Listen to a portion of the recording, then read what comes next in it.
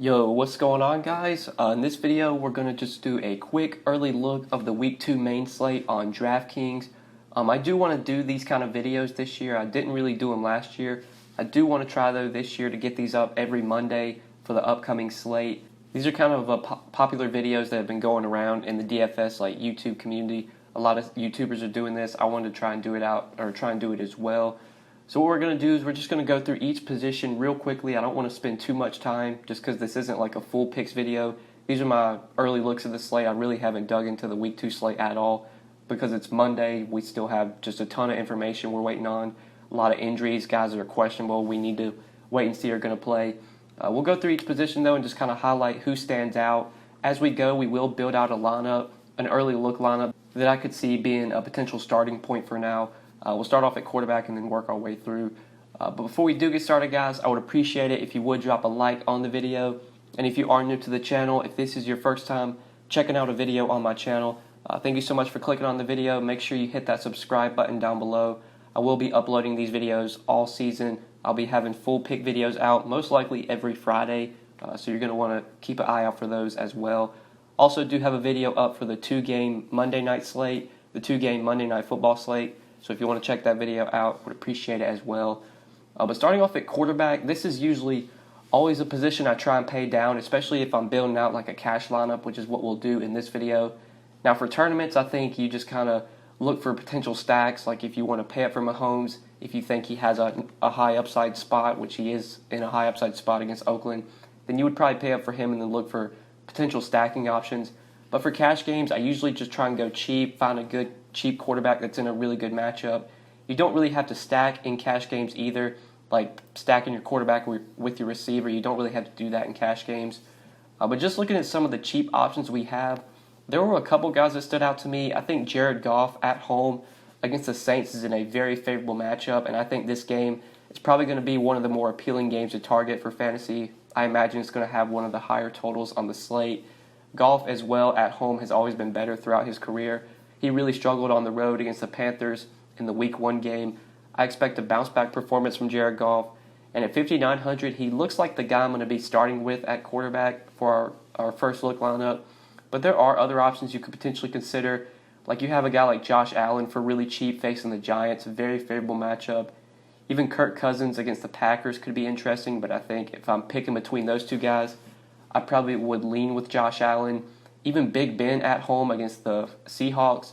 I know Big Ben doesn't have the weapons that he used to have, but still, he's always been a better quarterback at home. He's very cheap as well at 5,800. He didn't look that great in the Sunday night game, but I would imagine we see a bounce back from performance from Big Ben as well. So him and Goff are kind of the two guys on my radar. Even like Jimmy Garoppolo against the Bengals, very favorable matchup there. Could be someone you look to. I don't think you really need to pay up for cash games for a quarterback in cash. If I were to pay up, it'd probably be either like Mahomes or Tom Brady. Lamar Jackson saw a big price increase after his breakout performance in Week 1. He's in another favorable matchup again against the Cardinals, a Cardinals team that wants to play fast. It's going to allow Baltimore to have a lot more possessions. But at 6,700, I don't know if I can really justify that price tag for a cash game. So let's go to one of the 2 or 3 guys I talked about, either Goff, Garoppolo, or Roethlisberger. I think starting off, we'll probably go to Jared Goff. If we need to save, if we need the salary as we start building out our lineup, then we can go down to someone like Josh Allen. But I'm going to plug in Goff as a starter. Running back, this is always a position I think you want to try and pay up just because you have so many high upside options at the top, and that's really nothing different in this Week 2 slate. You got Barkley against the Bills in a very favorable matchup at home. Zeke's getting to face a really bad Redskins defense. Still a little bit of questions about how much work he's going to see. Only touched the ball like 13 or 14 times in the Week 1 game. They were up big in that game, though, against the Giants. Really didn't need Zeke out there. But in this matchup with the Redskins, Zeke could be very interesting at 8,700. Alvin Kamara is a guy that I'm just going to be playing a ton this year. I already know because I expect he has a monster year. Without Mark Ingram, Kamara is going to see a ton of volume, a ton of work. So him and Barkley are two guys I really like at the top. 9,200 for Barkley, 8,200 for Kamara. Right now, I think Barkley's the guy that I want to go to. I feel like we're going to have some good value on this Week 2 slate because there's a lot of injuries that are going to potentially open up value. So I'm going to start off with Barkley at 9,200. If we need to go cheaper, we can definitely take the $1,000 savings and play Kamara. Plus, we have Jared Goff, so there's that good correlation. You have a quarterback and then the running back on the other side of the game. But going with Barkley here at home against the Bills, really just a high upside spot, high floor. Barkley's one of the highest floor and highest upside players in fantasy right now. Just going to see a ton of volume, going to get a ton of carries. He's involved in the passing game as well. Plus, this is a game that you would think is going to be close to where Barkley should be on the field as much as possible. So I do like paying up for him as a cash game running back at $9,200. But for RB2, for finding the next running back we could potentially go to, there's a couple guys in this mid-range that stand out. It's just being a little bit underpriced for what we expect going forward for them. One of those guys is Chris Carson against the Steelers, 6,400. Chris Carson had a great week 1 in that matchup with the Bengals. He was really good. Carried the ball 15 times for 46 yards. Wasn't great like efficiency-wise, but did get in the end zone. One thing that really stands out, though, is that he got 7 targets, caught 6 of his 7 targets for 35 yards. Also got a receiving touchdown as well, so he found the end zone twice. One thing that I love to see with Carson is that he's more involved in the passing game now, which was something I was a bit concerned with. He's definitely the number 1 guy for the Seahawks, and I think that's pretty clear right now. I really like Chris Carson here at 6,400. Definitely not as good of a matchup as he had in week 1, but his price tag is still really cheap, that he's one of the better mid-range options in my opinion. At least just early looks at this slate, he really stands out at 6,400. Like, you have Fournette, but I'm a bit concerned about Fournette and his efficiency moving forward, especially now that Jacksonville does not have Nick Foles. It's going to be hard for them to compete in a lot of games. So at 6,300, he's a tough sell. Sony Michel is in a great matchup against the Dolphins. I think he's in a favorable spot, but he did look really bad Sunday night against the Steelers. And when you have Carson for just 200 more, Carson's a guy I like. The main question, though, is do you want to go Carson or Austin Eckler? Because Austin Eckler is someone I was a bit worried about. I wasn't sure if he was going to actually see the volume that he did in week 1. He played a ton of snaps, a lot more snaps than Justin Jackson. There were talks that these guys were going to go 50-50 in terms of snaps and in terms of carries. That really wasn't the case. Eckler got 12 carries for 58 yards, got 6 catches for 96 yards, so he touched the ball 18 times. He got 3 total touchdowns. I think he got 2 receiving touchdowns and then 1 rushing touchdown, but not exactly sure on that. He just played way more snaps, though, than Justin Jackson, touched the ball way more than Jackson. So at 6,100, he's going to be very interesting. He had a great week 1 performance. This matchup with the Lions, I would say, is pretty favorable for pass-catching running backs like Eckler. So him and Carson are the 2 guys that stand out as RB2s. We could potentially play Carson at RB2 and then play Eckler at our flex. We'll kind of see how that goes. But I do like Carson as an RB2 just to start off with. He's someone that I like quite a bit. There could potentially be flex options here. Like I said, Eckler at 6,100 as a potential flex play. We'll just kind of see once we go through receiver. We'll talk about some receivers if it's a slate where we want to play 4 receivers. I feel like it's not going to be. Usually we always want to play 3 running backs if possible. And Eckler is a good flex option we could potentially go to. Matt Breida, now that Tevin Coleman is out, I expect Matt Breida is going to see some more volume, and he's in a favorable matchup with the Bengals, so he could be a potential flex play at 5,200. But let's go ahead and move on to receiver. We'll probably come back to running back to fill out that flex spot and talk about some of those guys again. But a receiver, since we did pay up at running back for Barkley, it's going to be tough to pay up for guys like Hopkins, Thomas, Adams. Don't really like the matchups for any of these guys besides Michael Thomas. I think Thomas is in a favorable spot in a potential shootout against the Rams.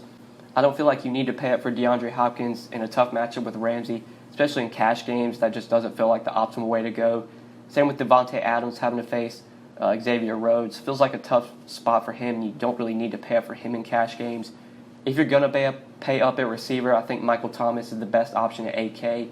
Plus, you get that correlation, playing golf as your quarterback and then having a receiver on the other side. So that could be something we look to do. There's a couple mid-range options that stand out. We're going to need some more clarity on their workload, but a guy like Antonio Brown with the Patriots now, only 7K, just feels really cheap for Antonio Brown if he's going to be full go. I don't expect him to see like 15 targets like he was getting when he was with the Steelers, just because the Patriots have other guys they can throw the ball to. They have Julian Edelman. They have Josh Gordon. But if Brown's going to be full go at 7K against the Dolphins, he really stands out as a potential cash play even, especially if the workload's, or if we can confirm that he's going to be fully healthy and the workload's going to be there. So he's kind of a wait and see. I feel like as we get closer to Sunday and we get more clarity on Brown's status, like if he's going to be full go, he could be one of the best receiver options at only 7K. Just such a talented receiver. Now he has Tom Brady throwing him the ball, so really like Antonio Brown here. Plus the matchup's very good against the Dolphins. But we're going to need to find some value at receiver. Just looking through this slate earlier, there were a couple value guys that stood out to me. You have someone like Michael Gallup for 5,600 who's going to be a great receiver going forward. It's a great matchup against the Redskins. I imagine Josh Norman's going to be on Amari Cooper for a lot of this game, which should open up some potential targets for Michael Gallup. So at 5,600, he was someone that caught my eye. A guy like Tyrell Williams, very, very cheap at 4,400. Now with Antonio Brown on the Patriots, this Oakland passing attack, there's really no one to throw the ball to besides guys like Tyrell Williams. I think the tight end for the Raiders is going to see a lot of targets, Darren Waller. I was very high on Tyrell Williams on the 2-game Monday night slate. I am recording this video on Monday afternoon, so that game has not started yet. It will be very interesting to see on Monday night how Tyrell Williams plays with Derek Carr and if he does see the targets. If we get a big game out of Tyrell Williams and if the targets are there, he's probably going to be one of the better receiver options at 4,400. This game script, you would imagine, is going to be very favorable for Oakland in terms of passing. They're most likely going to be behind. They're most likely going to be losing in this game, so they're going to have to throw the ball. I think Williams is going to see targets. If he sees the targets Monday night, he's probably going to be one of the better receiver values. So at 4,400, he's someone that really stands out as a cheap option that we can put in our first look lineup. But if we have the salary to upgrade, we could potentially upgrade. But for now, I feel like Williams is going to be someone we kind of pencil in. But we do got 2 receiver spots open, still tight end flex and defense, and we have 48.20 remaining per player.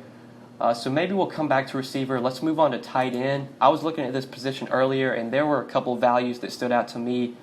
Obviously, you have guys at the top in great spots, Travis Kelce, George Kittle. But tight end is usually a position in cash games I think you want to try and go cheap at, and there's a couple of values that stand out. So Delanie Walker was the first one that stood out to me. Only 3,500. His price tag didn't move. I believe he was 3,500 on the Week 1 slate, and he had a great game against the Browns. He saw plenty of targets. He got into the end zone as well. I think he actually scored twice in that game. He got 6 targets, 55 yards, got 2 touchdowns. Obviously, the touchdowns are going to be hard to predict, but seeing Walker get 6 targets is what we like. It's a game against the Colts, which I imagine will be close. If anything, Tennessee might be trailing this game and have to throw again, or have to throw like they did in the last game. So I do like Delanie Walker a lot here as a value tight end at only 3,500. It is a pretty favorable matchup with the Colts. He's still dirt cheap. He was someone that really stood out to me as a cheap option. Same with like Darren Waller. We'll see how Oakland and this offense plays Monday night, how they play against the Broncos. If Darren Waller sees some volume Monday night, if he gets like 6-7 targets in a matchup with KC as a value tight end, he could be playable at 3,300. Even like Vernon Davis was pretty good with Jordan Reed out. Now he gets a matchup with the Cowboys, 3,200, a value tight end you could potentially look to. But I'll start off with Delanie Walker at 3,500. That's going to open us up some salary at receiver to pay up. Plus defense, we can go cheap at defense. There were a couple of cheap defenses that stood out to me. We'll go ahead and plug in a cheap defense, and then that'll leave us 3 spots open, and we'll kind of see where we can go from there. Looking at the expensive defenses, if you want to pay up, there's a couple teams in good spots. The Patriots facing the Dolphins. Dolphins are probably going to be the worst team in the league this year. So the Patriots are in a good spot. You got the Chiefs facing the Raiders, an offense that obviously has some question marks behind it. But there are also some good cheap defenses in play, and I think the Texans were a team that stood out to me at home against the Jaguars, now facing Jacksonville without Nick Foles. The backup, I'm actually not sure what his name is. I can find him real quick, but he did look pretty good coming in relief for Nick Foles. Gardner Minshew, that's his name. He looked pretty good in that game against KC after Foles got hurt. He wasn't terrible, but now he has to go into Houston to face Houston on the road. This just doesn't feel like the best spot for Jacksonville. I know Houston doesn't have the same defense they used to, especially now that Jadeveon Clowney's no longer on the team, but I still like them for a cheap defense. They're only 2,800. They really do stand out, especially getting them at home. Usually always like to target cheap defenses when they're at home. But now going with the Texan defense really opens us up some salary. We got about 6K remaining per player for 2 receiver spots and a flex spot. So we got some wiggle room. If we want to pay up for a receiver or going to a guy like Kamara as our next running back, we could totally do that. I do like playing Kamara since we have Jared Goff at quarterback, and that gives us some positive correlation with a running back on the other side. And I think Kamara is just going to be a beast this year. I wouldn't say this is the best matchup against the Rams. They do have a pretty tough run defense, but Kamara is just so heavily involved in the passing game and the running game. At 8,200, he really feels like a good spend-up option if we want to go that route. If we do plug in Kamara as our flex play, that leaves us 4,800 remaining per player, which definitely we could work around. Don't know if we're going to wind up playing some guys we want to go to, but we'll just kind of see. There's a couple guys for cheap that stood out, like Tyrell Williams. You got a guy like John Ross for 4,600 who had a great game in Week 1. Him and Tyler Boyd are going to be the guys that Andy Dalton looks to with A.J. Green out. John Ross is in a much better matchup as well. Having to face the Seahawks last game wasn't a great spot. Now he gets to face the 49ers at home. He saw 12 targets, which is crazy. 158 yards, 2 touchdowns. Monster game from John Ross at Week 1. You could say this is a little bit of point chasing, but the targets were there. It's not like he had like Marquise Brown, Hollywood Brown, he had like a crazy just efficiency game. Only got like 4 catches, had 2 really long touchdowns. It's just hard to predict that happening again for a guy like Hollywood Brown. But when you're seeing a guy get 12 targets, you can at least predict that the volume's going to be there the next game, especially in a better matchup. So John Ross as a value receiver actually looks like one of the better cheap options at 4,600. I don't think you're really point chasing here. And then that leaves you 5K remaining per player. Like I said, Hollywood Brown, big game Week 1, but didn't play a ton of snaps, didn't see a ton of targets. Just don't know if we can really predict those big games from him. It's just going to be hard to see him putting up a repeat performance to that as he did last week when he's only playing, he didn't even play 20 snaps, I don't think. He played 15 snaps, had 4 catches, 2 touchdowns, 150 yards. Just hard to see that happening again. So don't think we want to go to him. Don't really want to go to Marvin Jones and cash. That doesn't feel like an optimal play. Maybe Manny Sanders. Manny Sanders is actually a really talented receiver, and for 4,700 as the number 1 receiver for Denver, he does feel like a pretty good value. It's a very tough spot, though, having to face the Bears. But I guess the positive is this is a game they'll probably be trailing, so they're going to have to throw. So Manny Sanders at 4,700 could be someone we plug in as a value receiver. He's not my favorite play. That leaves us 300 remaining per player, and I don't think there's really any place we want to upgrade. If you want to take out Kamara, if we want to go different routes, since I'm not a big fan of Manny Sanders, if we don't want to pay up for Kamara, then we could go to an expensive receiver. So if we want to pay up for Michael Thomas at 8K, then that would leave us 5,200 for a flex. So then you could go to Matt Breida, who actually is a pretty good play, I feel like, with Tevin Coleman out. So that's probably the better lineup. You can kind of do a 2v2 switch of either Thomas and a flex play, or you could pay up for a flex play like Kamara and then find a cheap receiver. I think I'd actually lean this one, though, going Thomas Breida. This is a lineup that I think actually looks pretty good starting off. I do like this lineup quite a bit. Obviously, this is a first-look lineup. I'm recording this on Monday. This is not going to be the lineup that I play. But this will be a starting point, just kind of giving some of my thoughts on the slate, how I feel like I'm going to be approaching it as we get closer to Sunday. But like I said at the beginning of the video, I will have my full picks video out on Friday, going over the whole slate, giving all my favorite plays at each position. We will also build out a lineup in that video. We'll have more clarity, so we'll be able to build out a much better lineup.